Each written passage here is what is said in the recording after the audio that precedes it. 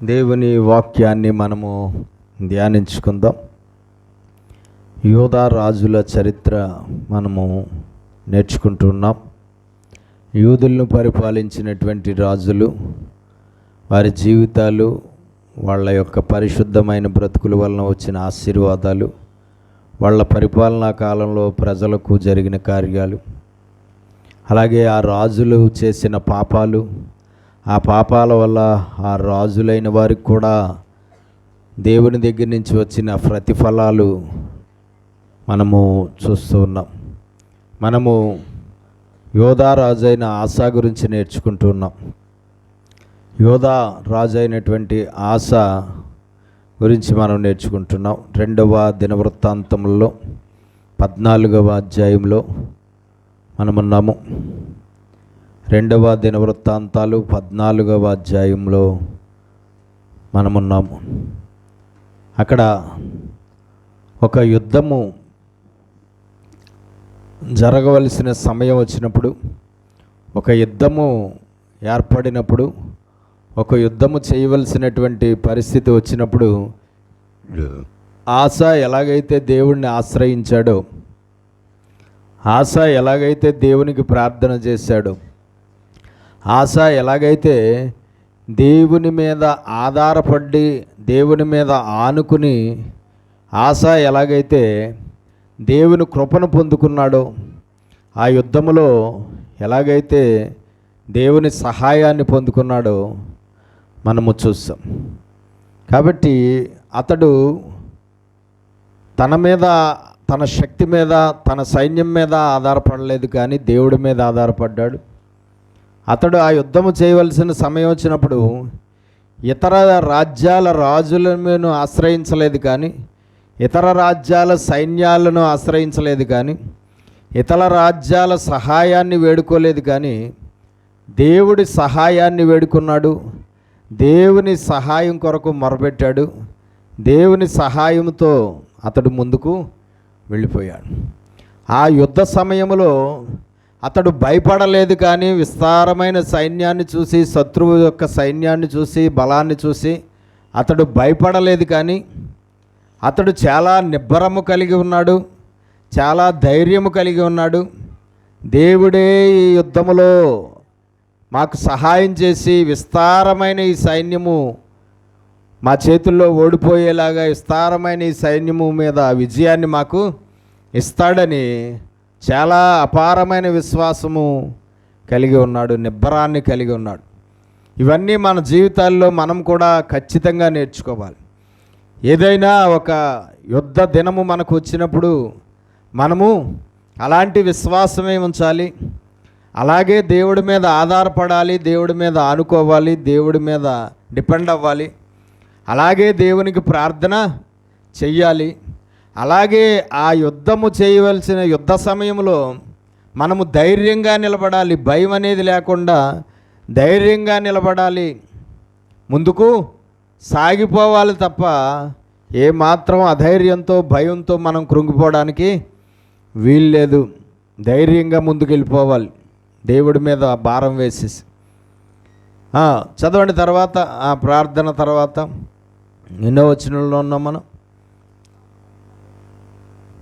చదవండి. 14వ అధ్యాయం 2వ దినవృత్తాంతాలు.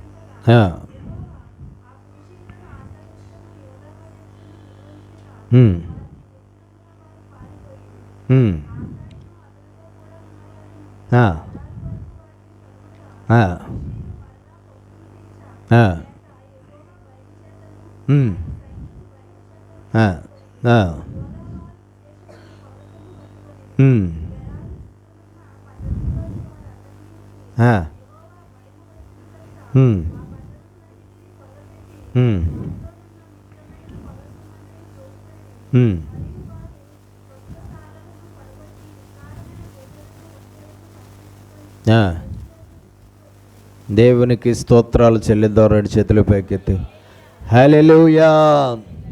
ఎంతో అద్భుతంగా దేవుడు వారికి సహాయం చేశాడు. ఆ యుద్ధ సమయంలో ఎంతో గొప్పగా విస్తారమైన సైన్యాన్ని దేవుడు ఆసా చేతులకి అప్పగించాడు. వారందరినీ తరిమి కొట్టారు ఆసా సైన్యం. శత్రువులందరూ కూడా పారిపోయారు. శత్రువులందరూ కూడా చెదిరిపోయారు. శత్రువులు ఎవ్వరూ కూడా ఆసా సైన్యాన్ని ఎదిరించలేక భయంతో వెనక్కి తిరిగి పారిపోయారు. వాళ్ళ సొమ్మంతా కూడా యోధా జనాంగము, యోధా సైన్యము, యోధా రాజు ఏం చేసుకున్నారండి? తీసుకోవడం జరిగింది. కొల్ల సొమ్ము, వాళ్ళ శత్రువుల దగ్గర ఉన్నటువంటి కొల్ల సొమ్మంతా కూడా వీళ్ళు పొందుకోవడం జరిగింది. కాబట్టి ఈ విధంగా ఎంతో అద్భుతంగా అసాధారణమైన విధంగా విజయాన్ని దేవుడు వారికి ఇచ్చాడు. దేవుడు సాధారణమైన కార్యాలు మాత్రమే చెయ్యగలడు, అసాధారణమైన కార్యాలు చెయ్యలేడు అని అనుకోవద్దు. దేవుడు చేసే కార్యాల్లో ఎక్కువ శాతం ఏముంటాయంటే అసాధారణమైన కార్యాలే ఉంటాయి. నీ దేవుడినైనా నాకు అసాధ్యమైనది ఏదైనా కలదా అంటున్నాడు. ఆయనకి అసాధ్యమైనది ఏది లేదు. ఆయన చేయలేని కార్యం అంటూ ఏది లేదు. ఆయన చేయలేని సహాయం ఏదీ లేదు. ఆయన చేయలేని మేలు ఏదీ లేదు. ఆయన చేయలేని ఉపకారం ఏదీ లేదు. ఆయన చేయలేని అద్భుతం ఏదీ లేదు. కాబట్టి అద్భుతంగా వీళ్ళు ఖచ్చితంగా ఓడిపోవాలి సైన్యం ప్రకారంగా చూసుకుంటే. కానీ ఎవరు ఓడిపోయారు? 10 లక్షల సైన్యంతో వచ్చిన వారే ఓడిపోయారు. 5 లక్షల సైన్యం వారు గెలిచారు. అద్భుతంగా దేవుడు వాళ్ళకి ఆ యుద్ధంలో సహాయం చేశాడు. మనం పోరాడుతున్న పోరాటం ఎంత కఠినమైనదైనా, ఆ సమయంలో మనం చేస్తున్న యుద్ధం ఎంత కఠినమైనదైనా, ఎంత గట్టిదైనా సరే ఖచ్చితంగా అక్కడ ఆసా ఎలా ప్రవర్తించాడో, ఆసా హృదయం ఎలా ఉందో, ఆసా ప్రార్థన ఎలా ఉందో, ఆసా కనుదృష్టి ఎవరి మీద ఉందో, ఆసా హృదయం ఎవరి మీద కుమ్మరించాడో, ఆసా ఎలాగ దేవుడిని ఆశ్రయించాడో మనము చూసాము. అలాగే మన యుద్ధ దినాల్లో కూడా మనము కూడా అలాగే దేవుడిని ఆశ్రయిస్తే మనకు కూడా అలాగే దేవుని యొద్ద నుండి సహాయము దొరుకుతుంది. మనము కూడా అలాగే దేవుడికి మొర్రపెడితే దేవుడు తన కార్యాలు మన జీవితాల్లో చేస్తాడు. అలాగే మనం కూడా దేవుడి మీద అపారమైన విశ్వాసం, నమ్మకం ఉంచితే దేవుని భీకర కార్యాలు జరుగుతాయి మన జీవితాల్లో, దేవుని ఘనకార్యాలు జరుగుతాయి మన జీవితాల్లో. ఆ యుద్ధాల్లో విజయాన్ని దేవుడు మనకిస్తాడు. ఆ యుద్ధంలో ఏ శత్రువు అయితే మనల్ని అప్పుడు నలిపేస్తున్నాడో ఆ శత్రువు తోకముడిచి వెనక్కి పారిపోవలసిందే. వాడు ఎంత బలమైన వాడైనా సరే, ఎంత ఇదైన వాడైనా సరే శత్రువు, లేదంటే అప్పుడు ఎదుర్కొంటున్నది ఎంత కఠినమైనదైనా సరే, అప్పుడు అనుభవిస్తున్న పరిస్థితి ఎంత భయంకరమైనటువంటిదైనా సరే, ఎంత గట్టిదైనా సరే, ఖచ్చితంగా దేవుడు మనకు కూడా అలాగే సహాయం చేస్తాడు. ఎందుకంటే దేవుడు నిన్న నేడు నిరంతరము ఏకరీతిగా ఉన్నవాడు. కాబట్టి మన జీవితాల్లో కూడా యుద్ధ దినాలు వచ్చినప్పుడు, యుద్ధాలు చేయవలసిన సమయాలు వచ్చినప్పుడు అలాగే మనం కూడా ప్రవర్తిద్దాం, అలాగే ప్రార్థిద్దాం, అలాగే దేవుని మీద ఆధారపడదాం, అలాగే దేవుని వైపు చూసి అలాగే దేవుని ద్వారా విజయాలు పొందుకుందాం. మనందరం కూడా ఎట్టి పరిస్థితుల్లోనూ ఇంకా వేరే దృష్టి లేకుండా చూసుకుందాం. చదవండి.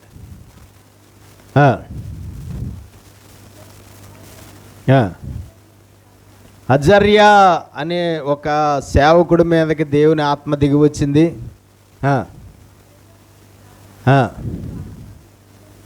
ఆసా దగ్గరికి వచ్చాడు. దేవుడు వెళ్ళమంటే ఆసా దగ్గరికి వచ్చి దేవుడు చెప్పిన మాటలు చెప్తున్నాడు.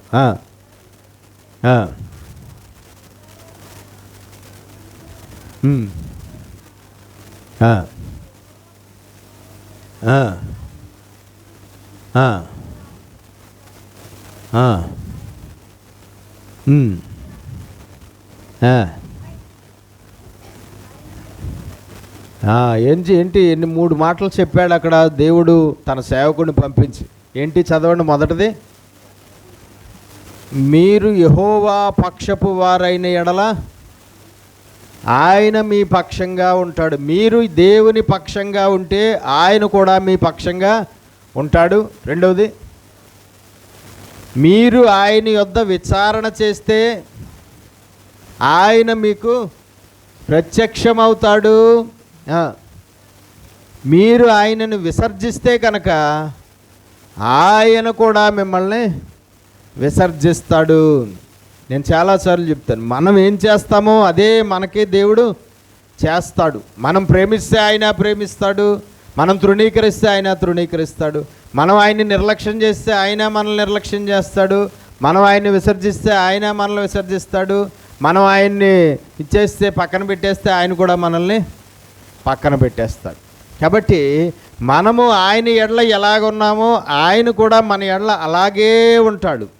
మీరు ఏ కొలతతో కొలుస్తారో అదే కొలతతో మీకు కూడా కొలవబడతాది అని దేవుడు చెప్పి, ఈనాడు క్రైస్తవుల్లో చాలామంది ఆయనను విసర్జిస్తూ ఉంటారు, ఆయన నిర్లక్ష్యం చేస్తూ ఉంటారు, ఆయన మందిరాన్ని నిర్లక్ష్యం చేస్తూ ఉంటారు, ఆయన ప్రార్థనలు నిర్లక్ష్యం చేస్తూ ఉంటారు, ఆయన సహవాసాన్ని విసర్జించేస్తూ ఉంటారు, ఆయన మార్గములో సరిగ్గా నడవకుండా ఆయన్ని తృణీకరించి ఇచ్చేస్తూ ఉంటారు.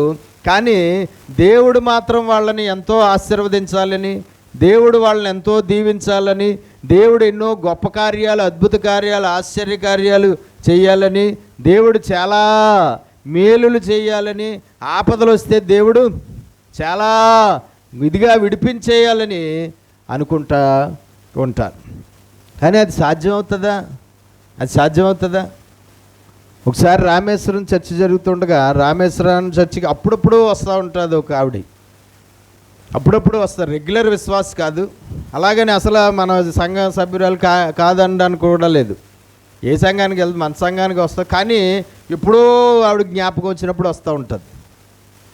వారం వారం వెళ్ళాలి, లేదంటే ప్రతి ప్రార్థనకి వెళ్ళాలన్న టైపు కాదనమాట. ఎప్పుడో జ్ఞాపకం వచ్చినప్పుడు ఎప్పుడో వస్తుంది. ఒకసారి చర్చికి రావడం జరిగింది. చాలా రోజుల తర్వాత కనపడ్డది ఈవిడే అని అనుకున్నాను, నేను చూసి అనుకున్నాను. తర్వాత అంతా అయిపోయింది, ఆరాధన అయిపోయిన తర్వాత ప్రార్థన చేసుకోవడానికి వస్తారు. అక్కడ చర్చిలో వాళ్ళు తక్కువ మంది కదా, అందరూ కూడా ప్రార్థన చేయించుకోకుండా వెళ్ళరనమాట అండి. అలాగే ఆవిడ కూడా వచ్చి బడబడ ఏడిసేస్తుంది. ఏంటండి? బడబడ ఏడిసేస్తుంది. ఏమైందమ్మా చెప్పంటే కూడా చెప్పట్లేదు. ఆవిడికి దుఃఖం ఆగట్లేదు, ఏడుపు వచ్చేస్తుంది, పొలోమని ఏడిచేస్తుంది. చాలా దారుణమైనటువంటి పరిణామం ఒకటి ఎదురైంది కుటుంబంలో. ఎందుకులే కానీ చాలా దారుణమైన పరిణామం ఎదురైంది ఆ మనిషికి, ఆ కుటుంబంలో.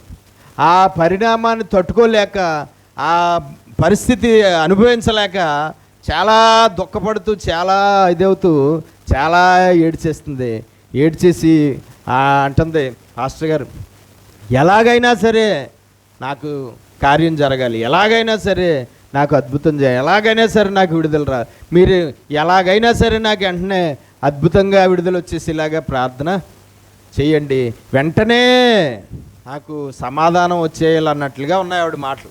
ఏంటండి? ఇమీడియట్లుగా అయిపోవాలట కార్యం. వచ్చిన కష్టం ఇమీడియట్లుగా పోవాలట, వచ్చిన శోధన ఇమీడియట్లుగా పోవాలట, వచ్చిన బాధ ఇమీడియట్లుగా పోవాలట, ఎలాగైనా పోవాలట, నేను ప్రార్థన చేయాలట, అది పోవాలట, ఆవిడ బాగుపడాలట, అవి నేను కూటం పెట్టుకుంటానండి. ఏమంటుంది? ఇది జరిగితే నాకు విడుదల వస్తే, నా కుటుంబంలో ఉన్నది ఈ పరిణామం మారితే నేను కూటం పెట్టుకుంటానండి పాస్టర్ గారు, భోజనాలు కూటం పెట్టుకుంటానండి, నాకు ఎలాగైనా సరే వచ్చేయాలండి విడుదల, నాకు ప్రార్థన చేయండి పాస్టర్ గారు. అప్పుడు ఏం జరుగుతుంది? ఎంతేటో తెలుసా? ఇది జరిగి సుమారు సంవత్సరం అయింది, ఇప్పటికీ రాలేదు విడుదల. ఇప్పటికీ రాలేదండి విడుదల. ఆ రోజు నేను ప్రార్థన చేశాను, అయినా రాలేదు విడుదల. ఆవిడ రోజు ప్రార్థన చేసుకుంటుంది, అయినా రాలేదు విడుదల. సంఘ సభ్యులందరూ కూడా ఆ రోజు ఆవిడ చెప్పిన సాక్ష్యాన్ని బట్టి ప్రార్థన చేస్తున్నారు, అయినా సరే రాలేదు విడుదల. అప్పుడే సంవత్సరం పైనే అవుతుంది సిచ్యువేషన్ జరిగి, ఇప్పటికీ ఆ పరిణామం ఇంకా ఎక్కువైందని తెలిసింది నాకు, పోలేదు. అప్పటి నుంచి ఇప్పటి వరకు మళ్ళా కనపడలేదండి నాకు ఆ మనిషి. అప్పటి నుంచి ఇప్పటి వరకు మళ్ళా కనపడలేదు మనిషి. వాళ్ళు ఎలాగుంటారంటే, క్రైస్తవులు కొంతమంది అటు పూర్తిగా క్రైస్తవులు కాదు అని చెప్పలేం, అటు పూర్తిగా చాలా మంచి క్రైస్తవులు అని చెప్పలేం, అటు పూర్తిగా దేవుని సంఘాలకు వెళ్ళేవారని చెప్పలేం, పూర్తిగా వెళ్ళలేని వారని చెప్పలేం. వాళ్ళు ఉత్తప్పుడు దేవుడు మందిరం, దేవుడు సేవ, దేవుడు పరిచయం, లేదంటే దేవుడిని సేవించాలి, దేవుడిని పూజించాలి, దేవుడిని ఆరాధించాలి, ఇలాంటివి ఏమి ఉండవు. వాళ్ళ ఇష్టమైన జీవితం జీవించేస్తూ ఉంటారు. దేవుడిని మొత్తం పక్కన పెట్టేసి తృణీకరించేసి అస్సలు దేవుడిని ఇచ్చకుండా వాళ్ళ పనులపాటల్లో కార్యకలాపాల్లో అన్నిటిలో మునిగిపోయి తేలిపోతూ ఉంటారు. లోకం లోకం లోకం లోకం అంటేనే పరిగెట్టేస్తూ ఉంటారు. ఉపద్రవాలు హఠాత్తుగా వచ్చేస్తాయి కదా దేవుడి దగ్గర నుంచి. చూస్తాడు చూస్తాడు చూస్తాడు చూస్తాడు ఏం చేస్తాడు? దేవుడి వైపుకి వాళ్ళు తిరగడం కోసం ఏం చేస్తాడండి? భయంకరమైనటువంటి ఉపద్రవాలని పంపించేస్తూ ఉంటాడు.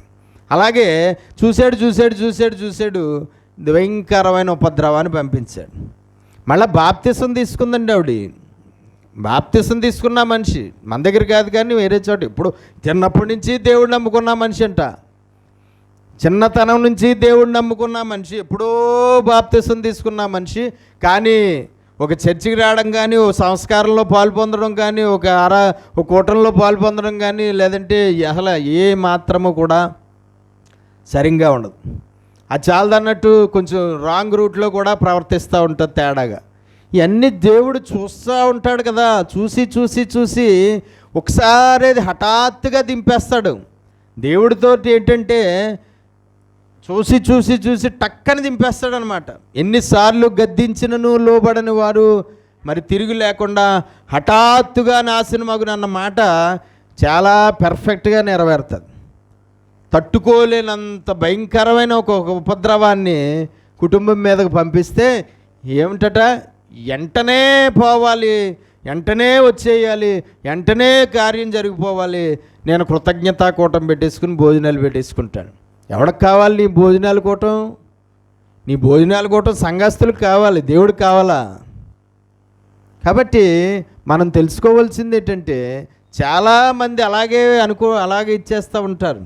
కానీ దేవుడు చెప్తున్నాడు, నువ్వు నన్ను విసర్జిస్తే నేను నిన్ను విసర్జిస్తాను. నువ్వు నన్ను విసర్జిస్తే నేను నన్ను విసర్జిస్తాను. నాకు తెలిసిన సమాచారం ఏంటంటే ఆవిడ అప్పటి నుంచి ఇక్కడికి రాలేదు, కానీ ఎక్కడెక్కడ పెద్ద పెద్ద ఫేమస్ పాస్టర్లు ఉన్నారో, చర్చిలు ఉన్నాయో అవన్నీ తిరిగేస్తుందట. ఏంటండి, చాలా పెద్ద పెద్ద చోట్లకి, పెద్ద పెద్ద పాస్టర్ల దగ్గర, పెద్ద పెద్ద చర్చిల దగ్గరికి, ఆయా కూటాలు ఉంటాయి కదా, ఏవో ప్రత్యేకమైన కూటాలు అయ్యి ప్రార్థనలు పెడతా ఉంటారు కదా, వాళ్ళు వాటిల్లో పాల్గొని ఇచ్చేస్తున్నాడు. కానీ సంవత్సరం దాటింది, ఇప్పటికీ విడుదల రాలేదు, ఇప్పటికీ పోలేదు వచ్చిన సోదరం, ఇప్పటికీ వచ్చిన కష్టం తీరలేదు, ఇప్పటికీ ఇది అవ్వలేదు. ఇంకా ఎక్కువైందని తెలిసింది, ఇంకా ఎక్కువైపోయింది. దేవునికి స్తోత్రం కలుగునుగాక. హల్లెలూయా. ఆవేళ 2 మాటలు అన్నాను, కొద్దిగా కోపం వచ్చి ఆ మాటలను బట్టి ఇంక రావడం మానేసింది.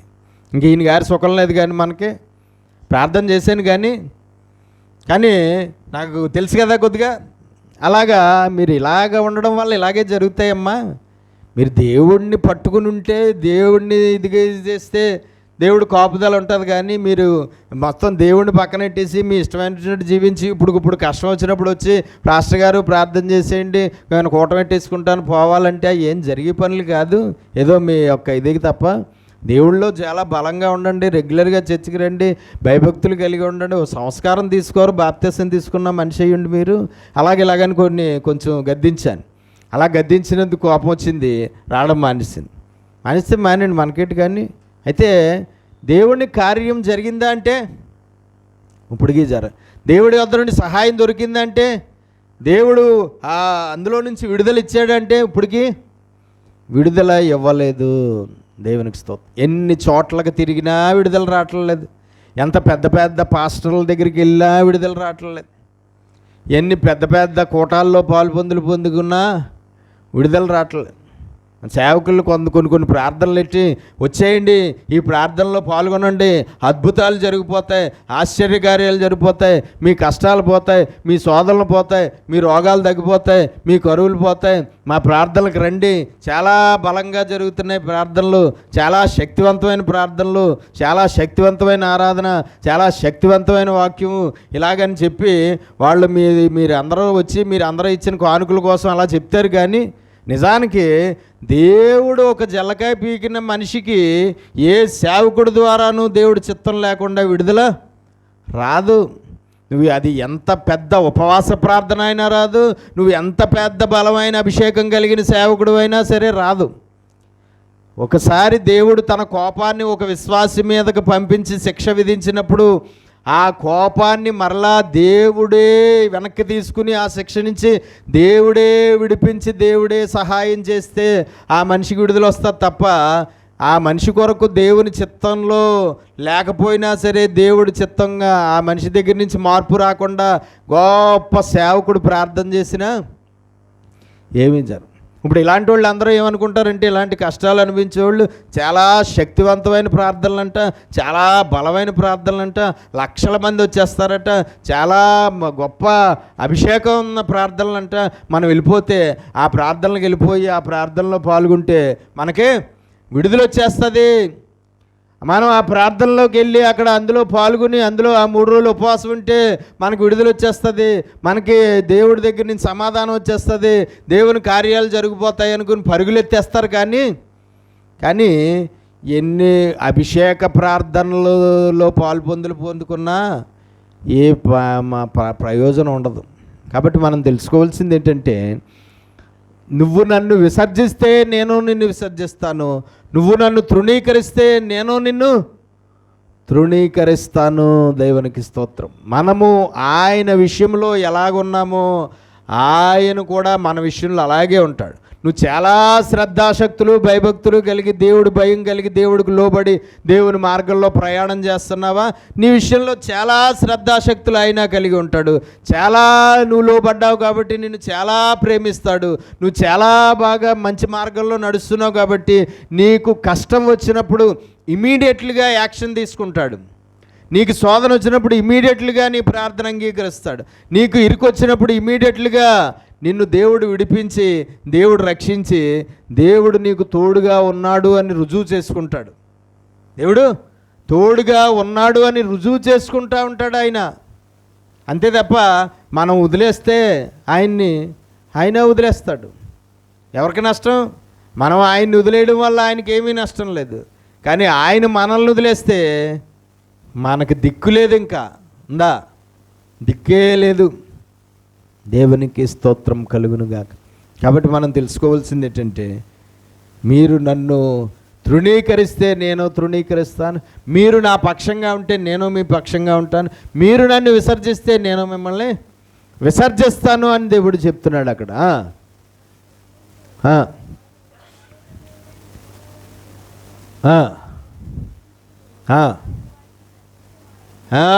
ఆ యుద్ధం చేయవలసిన సందర్భం వచ్చినప్పుడు సత్తు విస్తారమైన సైన్యంతో వాళ్ళ మీద దాడి చేసినప్పుడు, శ్రమ సంభవించినప్పుడు యూదా ప్రజలందరూ, రాజుగారు, సైన్యం అందరూ కూడా ఏం చేశారట? యెహోవాను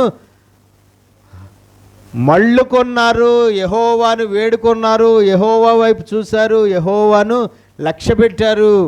కాబట్టి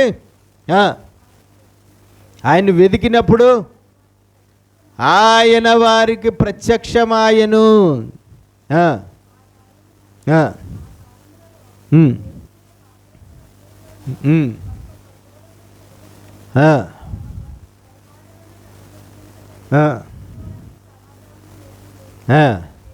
పని పాటలు చక్కు పెట్టుకున్న వారికి ఏం లేదట.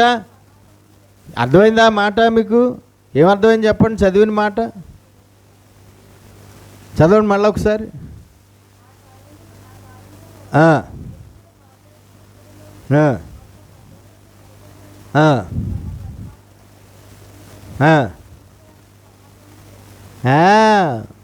వాళ్ళ పని పాటలు చక్క పెట్టుకునే వారికి ఏమి లేదట, సమాధానము లేదు. దేవుడి యందు భయభక్తులు కలిగి దేవుడిని వెతికే వారికి సమాధానం దేవుడు ఇస్తున్నాడు. కానీ దేవుడిని తృణీకరించి వాళ్ళ లోకంలో పడిపోయి లోక సంబంధమైన పనిపాటలు చక్కబెట్టుకుంటున్నారు చూసారా, వాళ్ళకి దేవుడు ఏమి ఇవ్వలేదు, సమాధానం ఇవ్వలేదు. చూడండి, మనం ఆశీర్వదించబడే కొలిది దేవుడిని విసర్జించడం కాదు మనం చేయవలసింది. మనం ఆశీర్వదించబడే కొలిది దేవుడిని ఎంతో భయభక్తులతో వెంబడించాలి. ఈనాడు దేవుని ఆశీర్వాదాలు పొందుకునే కొలిది దేవుడికి దూరం అయిపోతున్నారు. ఆనాడు ఇశ్రాయేలీలాగానే దేవుడు అందు భయభక్తులు కలిగి ఉండకుండా వెనక్కి వెళ్ళిపోవడం, దేవుని మందిరానికి వెళ్లకుండా లోకంలో లోక కార్యకలాపాలు చక్కబెట్టుకోవడం, దేవుని మందిరంలో దేవుని సహవాసం కలిగి ఉండకుండా ఏదో లోకంలో లోక సంబంధమైనటువంటి కార్యకలాపాల్లో మునిగిపోవడం, ఇలాగా వాళ్ళ పనులు చక్కబెట్టుకుంటూ ఉంటారు. ఎవరైతే దేవుణ్ణి విసర్జించి లోకంలో లోక సంబంధమైన పనులు చక్కబెట్టుకుంటుంటారో వాళ్ళకి దేవుడు ఎప్పుడూ సమాధానం ఇవ్వడండి. వాళ్ళు ఎప్పుడూ సంతోషంగా ఉండలేరు. వాళ్ళకి కీడు వెనకాల కీడు, కీడు వెనకాల కీడు, కీడు వెనకాల కీడు వస్తూనే ఉంటాయి. వాళ్ళ శిక్ష వెనకాల శిక్ష, శిక్ష వెనకాల శిక్ష, శిక్ష వెనకాల శిక్ష పొందుతూనే ఉంటారు. మనము ఎట్టి పరిస్థితుల్లోనూ కూడా దేవుణ్ణి పక్కన పెట్టేసి భూమి మీద ప్రశాంతంగా బ్రతకడం అనేది జరిగే పని కాదు. దేవుణ్ణి విసర్జించి చాలా ఆశీర్వాదాలు పొందుకోవడం అనేది జరిగే పని కాదు. దేవుడిని చాలా భయభక్తులతో వెంబడిస్తూ దేవుని ఆశీర్వాదాలు పొందుకోవడం కుదురుతుంది. కానీ దేవుణ్ణి తృణీకరించేసి, దేవుణ్ణి విసర్జించేసి, దేవుణ్ణి నిర్లక్ష్యం చేసేసి, దేవుని సహవాసాన్ని పూర్తిగా విసర్జించేసి, దేవుని యొక్క ఆశీర్వాదాల కొరకు ఎదురు చూస్తే, దేవుని అద్భుతాల కొరకు ఎదురు చూస్తే, దేవుని సహాయాల కొరకు ఎదురు చూస్తే అవి ఎట్టి పరిస్థితుల్లోనూ ఎవరికి దొరకవు. దేవునికి స్తోత్రం కలుగునుగా. కాబట్టి వాళ్ళ పనులు చక్కబెట్టుకునే వాళ్ళకి కల్లోలం, వాళ్ళ పనులు చక్కబెట్టుకునే వాళ్ళకి సమాధానం లేదంట. దేవునికి స్తోత్రం. ఈనాడు కూడా అలాగే దేవుణ్ణి విసర్జించి వాళ్ళు లోక సంబంధులుగా, శరీర సంబంధులుగా, భూ సంబంధులుగా ఆ కార్యకలాపాల్లో మునిగి తేలిపోయే వారికి ఏముండదు, సమాధానం ఉండదు, ఆశీర్వాదం ఉండదు, మేలులు ఉండవు, అద్భుతాలు ఉండవు, ఏ మిత్రము కూడా ఇది ఉండదు. చూడండి, మనము దేవుడు తర్వాతే ఏ పనులైనా సరే. ఎవరి తర్వాత? దేవుడు తర్వాత. ఏ పని అయినా దేవుడి తర్వాతే, ఏ ఉద్యోగమైనా దేవుడి తర్వాతే, ఏ వ్యాపారమైనా దేవుడి తర్వాతే, ఏ సంపాదన అయినా దేవుడి తర్వాతే, ఏదైనా సరే దేవుడి తర్వాతే. దేవుడిని పక్కన పెట్టి నువ్వు అందులో ముందుకు వెళ్ళావా, ఎక్కడికి వెళ్ళావో అక్కడి నుంచి మళ్ళీ వెనక్కి వచ్చేవలసిందే కొన్ని రోజులకి. ఎంతగా నిన్ను దేవుడు ఆశీర్వదించాడో అంతగా నేలమట్టానికి తొక్కేస్తాడు. దేవుడిని నాడు చాలామంది వాళ్ళకి మంచి జీవితాలు, మంచి ఆశీర్వాదాలు, మంచి భవిష్యత్తులు, మంచి వ్యాపారాలు, మంచి ఉద్యోగాలు, మంచి ఆదాయాలు దేవుడిచ్చినప్పుడు వాళ్ళు ఇంక అందులో పడిపోయి మొత్తానికి దేవుడిని, దేవుడి సహవాసాన్ని, దేవుని మందిరాన్ని, దేవుని ప్రార్థనల్ని అన్నిటినీ వదిలేసి సంపాదన సంపాదన సంపాదన సంపాదన, ఆదాయం ఆదాయం ఆదాయం, ఉద్యోగం ఉద్యోగం ఉద్యోగం, వ్యాపారం వ్యాపారం వ్యాపారం, డబ్బు డబ్బు డబ్బు డబ్బు డబ్బు అంట పరిగెడతారు. చూస్తాడు చూస్తాడు చూస్తాడు చూస్తాడు ఈ డబ్బు నీకు నాకు అడ్డంగా ఉంది. ఈ డబ్బు, ఈ వ్యాపారం, ఈ ఉద్యోగం, ఈ ఆదాయం, ఈ సంపాదన నీకు నాకు అడ్డుగోడగా నిలిచాయి. ఈ ఆదాయం, ఈ వ్యాపారం, ఈ ఉద్యోగం, ఈ సంపాదన వచ్చిన తర్వాత నన్ను పూర్తిగా వదిలేసావు. దీన్ని నీకు ఇచ్చి తప్పు చేశాను నేను. ఈ ఆదాయం నీకు ఇచ్చి తప్పు చేశాను, ఈ వ్యాపారం నీకు ఇచ్చి తప్పు చేశాను, ఈ ఉద్యోగం నీకు ఇచ్చి తప్పు చేశాను, ఈ సంపాదన నీకు ఇచ్చి నేను తప్పు చేశాను. నాకు నువ్వు కావాలి, నువ్వు నా దగ్గరికి రావాలి, నువ్వు నా మార్గంలో నడవాలి. నీకు నాకు అడ్డం వచ్చిన ఈ వ్యాపారము, ఈ ఆదాయము తీసేస్తేనే తప్ప నువ్వు మళ్ళా నా దగ్గరికి రావని దేవుడికి తెలుసు. ఏం చేస్తాడు? కొన్ని రోజులు చూసి ఇచ్చిన వ్యాపారాన్ని దేవుడు ఎగరగొట్టేస్తాడు. ఇచ్చిన ఆదాయాన్ని, ఇచ్చిన సంపాదనను, ఇచ్చిన ఉద్యోగాన్ని, ఇచ్చిన ఆదాయాన్ని ఏం చేస్తాడండి? దేవుడు వెనక్కి తీసేసుకుంటాడు. రోజుకి బోల్డ్ అంత డబ్బు వచ్చేస్తుంది కదా అని చెప్పి దేవుణ్ణి, దేవుని మందిరాన్ని కూడా పక్కన పెట్టి వెళ్ళి సంపాదించేసేవాడు డబ్బు. అందులో ₹10 రాదు. తర్వాత ఏమన్నదండి? నీకు రోజుకు ఒక 5,000 వచ్చేస్తుందేమో, దేవుడిని పక్కన పెట్టేసి నువ్వు తిరగడం వల్ల రోజుకు ఒక 5,000 వచ్చేస్తుందేమో. తర్వాత ₹5 కూడా రాదు రోజుకి. ఎప్పుడు? దేవుడు నీకు ఇచ్చిన దానిని దేవుడు తీసివేసిన తర్వాత 5,000 కాదు కదా, ₹5 కూడా సంపాదించలేవు రోజంతా తిరిగినా. నేను తెరవగా మూయగలిగిన వాడు ఎవడో లేడు, నేను మూయగా తెరవగలిగిన వాడు ఎవడూ లేడు. దేవునికి స్తోత్రం. ఈనాడు ఎంతోమంది క్రైస్తవులు అదే తప్పు చేస్తున్నారు. లేదు లేదు లేదు లేదు లేదు అంటారు. లేదు లేదు లేదు లేదు లేదంటే దేవుడు పోన్లే లేదు కదా అని చెప్పి ఏదో ఒక ఆధారం చూపిస్తాడు. ఆ ఆధారం చూపించిన తర్వాత నువ్వెవరో నాకు తెలియదు అన్నట్టుగా ప్రవర్తిస్తూ ఉంటారు. ఆ ఆధారం చూపించిన తర్వాత పాస్టర్ గారు అస్సలు కుదరట్లేదండి చర్చికి రావడం. ఆ ఆధారం చూపించిన తర్వాత అస్సలు ఏ ప్రార్థనలోనూ పాల్గొనడానికి కుదరట్లేదు. అబ్బే ఎక్కడ అసలు నిమిషం ఖాళీ ఉండట్లేదండి. రోజంతా కష్టపడి రోజంతా ఇచ్చేస్తాడండి, అస్సలు ఖాళీ ఉండు. సరే మంచిది, దేవుడు చూసుకుంటాడు. తర్వాత ఏమవుతుంది? ఎంతోమంది నేలమట్టానికి వెళ్ళిపోయారండి. అలాగే బోల్డ్ మంది అలాగ దేవుని ఆశీర్వాదాలు పొందుకున్న తర్వాత దేవుడిని పక్కనెట్టేస్తే, దేవుడు తర్వాత వాళ్ళను పక్కనెట్టేస్తే, తర్వాత వాళ్ళకు వచ్చే ఆదాయం ఆశీర్వాదం అన్నీ ఎగిరిపోతే, తర్వాత ఎలాంటి బతుకులు బతుకుతున్నారంటే అలాంటి బతుకులు బతుకుతున్న వారు ఉన్నారు భూమి మీద. ఎలాగా జీవిస్తున్నారంటే అలా జీవిస్తున్న వారు ఉన్నారు.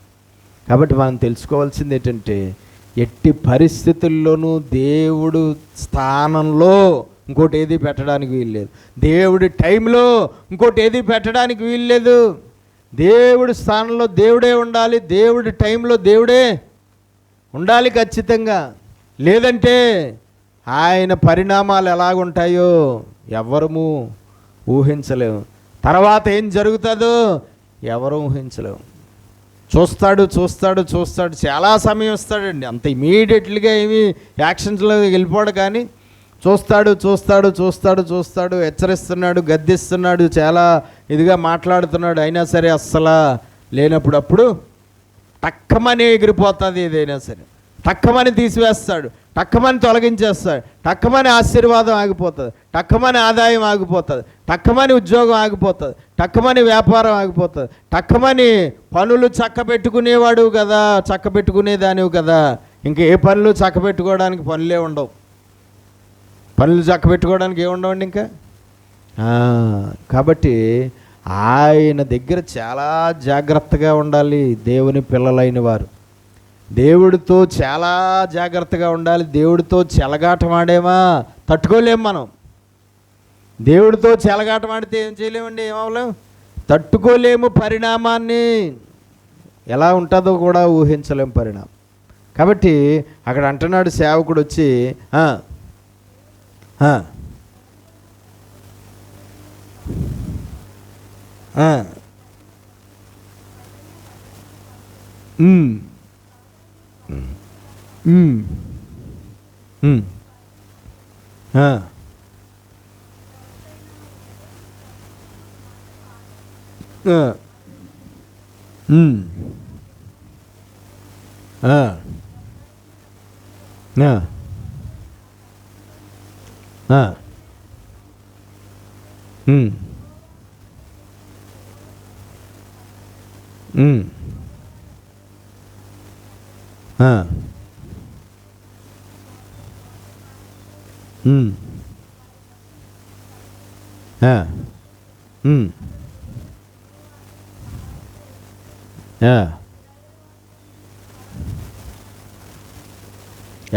ఎవరటండి, ఎవరు చేరారు? ఇశ్రాయేలీల వారిలో నుండి విస్తారమైన జనులు అతని పక్షముగా. అతని పక్షంగా అంటే ఎవరి పక్షంగా? ఆసా పక్షంగా. ఎవరు వచ్చి చేరారట? అవతల 10 గోత్రాల ప్రజలలో ఎవరైతే ఉన్నారో వారిలో అనేక మంది వచ్చి ఆసా అది అంతా బాగుందని, ఆసా పరిపాలన బాగుందని, ఆసా వల్ల ఎంతో క్షేమము పొందుకుంటున్నారని, ఆసా మంచితనాన్ని బట్టి, ఆసా యథార్థతను బట్టి, ఆసా యొక్క మంచి ఇదిని బట్టి ఎంతోమంది అవతల నుంచి యువతలకు వచ్చి చేరారట. దేవునికి స్తోత్రం. అటువైపు ఇశ్రాయేలీల్లో అనేక మంది వచ్చి ఇటువైపు ఆసా దగ్గర చేరారట. అంటే ఎంత బాగుందో చూడండి ఆసా విధానం. అంత పరిపాలన అయితేనేంటి, ప్రజల యోగక్షేమాలు చూడడం అయితేనేంటి, లేదంటే వాళ్ళ అభివృద్ధి అయితేనేంటి, ఏ టు జెడ్ అన్నీ ఎంతో బాగా. ఆ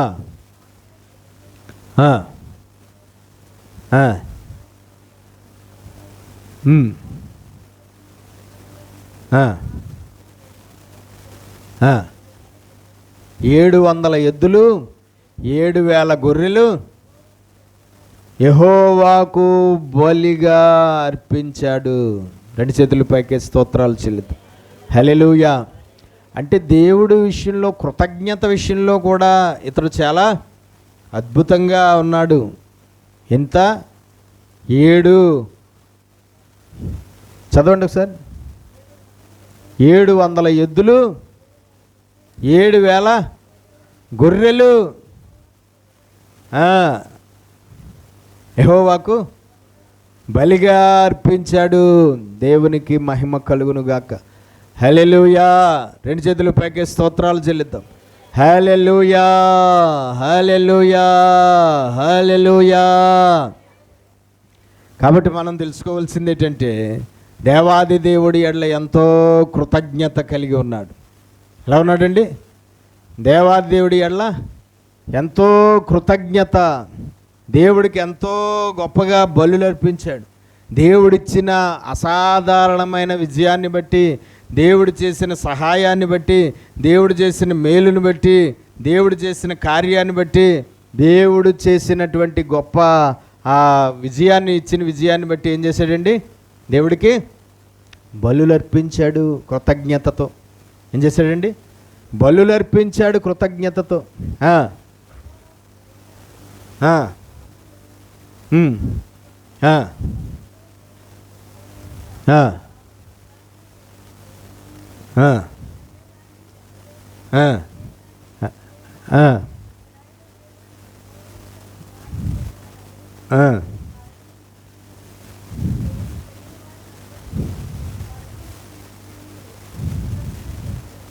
ఏంటండి శాసనం? శాసనం ఏంటి? పిల్లలే కానీ, పెద్దలే కానీ, పురుషులే కానీ, స్త్రీలే కానీ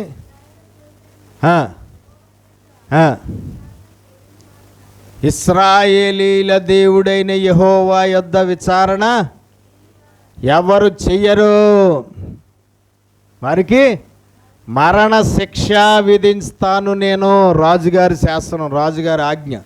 ఎవరైతే సరిగ్గా దేవుడిలో సరిగ్గా ఉండరో, ఎవరైతే దేవుణ్ణి సరిగ్గా సేవించరో, ఎవరైతే దేవుణ్ణి సరిగ్గా పూజించరో, ఎవరైతే దేవుని మార్గంలో సరిగ్గా ప్రయాణం చేయరో, ఎవరైతే దేవుడిలో సరైన భయభక్తులు కలిగి ఉండరో, వాళ్ళని ఏం చేస్తాను నేను?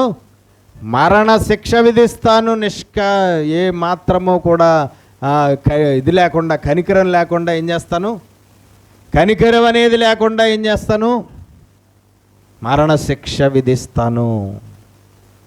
దేవునికి స్తోత్రం కదా. ఒకవేళ హృదయంలో లేకపోయినా మరణం వచ్చేస్తుంది అని చెప్పి ప్రజలు ఎవరి దగ్గరికి వచ్చేవారు?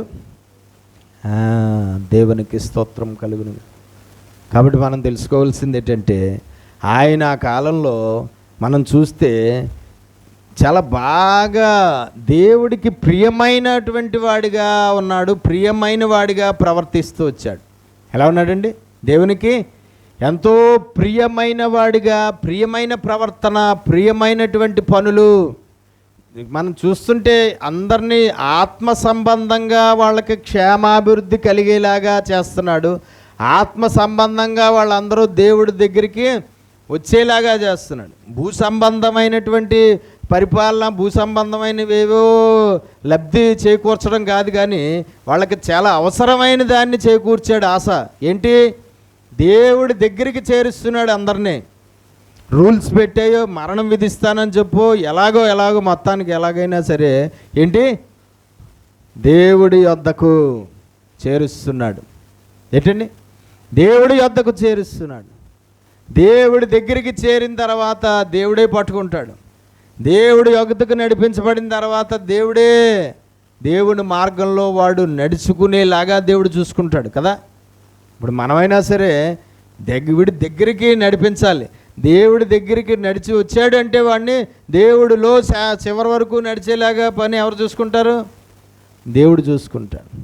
కాబట్టి ఆశ ప్రజలందరినీ కూడా చాలా అద్భుతంగా దేవుడి దగ్గరికి నడిపిస్తున్నాడు. ఆయన పర్సనల్ భయభక్తులు చాలా టాప్లో ఉన్నాయి. ఆయన ప్రజలందరి భయభక్తుల గురించి కూడా ఎక్కువ ఆలోచిస్తూ ప్రజలందరినీ కూడా ఇచ్చేస్తూ ఉన్నాడు. ప్రజలందరూ కూడా దేవుడి దగ్గరికి వచ్చేలాగా చేస్తున్నాడు. కాబట్టి మనం తెలుసుకోవాల్సింది ఏంటంటే, ఆశ అది చాలా బాగుంది. ఆశ చాలా చాలా బాగుంది. తర్వాత కాదండి, సరే, తర్వాత కొంచెం తేడా వచ్చింది, కానీ ఆశాది జీవితంలో ఇప్పటివరకు అయితే బ్రహ్మాండంగా ఉంది. అదేంటో కానీ బైబిల్లో కొంతకాలం బ్రహ్మాండంగా వెళ్ళి తర్వాత సరసరసరని జారుడు బల్లలాగా రాంగ్ రూట్లోకి వెళ్ళిపోయి జారిపోయిన వాళ్ళు చాలామంది ఉన్నారు బైబిల్లో. నువ్వు నేను కూడా అంత స్పీడ్గానే జారుడు బల్లలో జారిపోయావు అనుకోండి, వాళ్ళు ఎలాగైతే సర్వనాశనం అయిపోయారు అలాగే సర్వనాశనం అయిపోవలసి వస్తుందేమో. కాబట్టి చాలా జాగ్రత్తగా ఉండాలి. చూద్దాం ఇంకా ఆశా చరిత్రలో జరిగిన విషయాలు ఏంటో ఇంకా చూద్దాం మనం వచ్చే వారం. ప్రార్థన చేసుకుందాం. పరిశుద్ధుడా, ప్రేమ కలిగిన మా ప్రియ పరలోకపు తండ్రి, నీ శ్రేష్టమైన ఘనమైన నామమును బట్టి స్తోత్రాలు. ఇంతవరకు మాకు నువ్వు బోధించిన నీ వాక్యాన్ని బట్టి స్తోత్రాలు. విన్న వాక్యం విని విడిచిపెట్టేవారిగా ఉండి మమ్మల్ని మేము మోసం చేసుకోకుండా విన్న వాక్యాన్ని అనుసరించి జీవించి ఫలించుటకు సహాయించి, వాక్య ప్రకారమైన ప్రవర్తనలతో, వాక్య ప్రకారమైన క్రియలతో, వాక్యానుసారమైన నడవడికతో మేము నిత్యము ఆత్మీయంగా అభివృద్ధి చెంది ఫలించుటకు మాకు సహాయము చేయమని యేసు పరిశుద్ధ నామమున ప్రార్థన అడిగి వేడుకుంటున్నాం పరమ తండ్రి. ఆమేన్.